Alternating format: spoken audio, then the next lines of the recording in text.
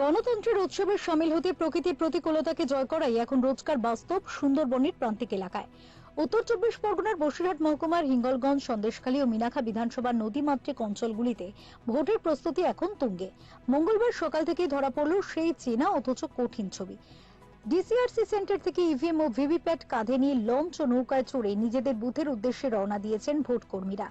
সামনে দীর্ঘ পথ, জলপথ আর কাদা মাটির রাস্তা মিলিয়ে এক কঠিন যাত্রা। কালিন্দী, রায়মঙ্গল ও গৌরেশ্বর নদীর উত্তাল ঢেউ পেরিয়ে এগোতে হচ্ছে তাদের।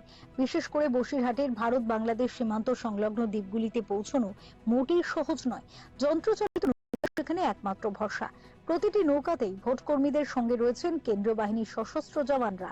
যাতে নিরাপত্তায় কোনো ফাঁক না থাকে, জোয়ার ভাটার সময় মেনেই চলছে পুরো পরিবহন ব্যবস্থা। প্রশাসনের পক্ষ থেকে নেওয়া হয়েছে একাধিক সতর্কতামূলক ব্যবস্থা।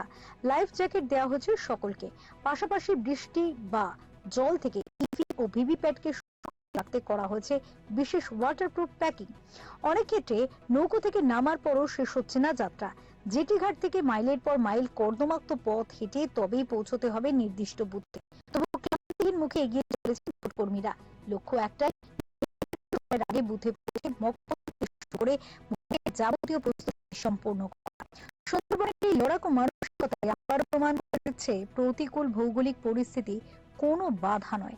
সুষ্ঠু ও শান্তিপূর্ণ নির্বাচন সম্পন্ন করতে বদ্ধপরিকর নির্বাচন কমিশন এবং প্রশাসন।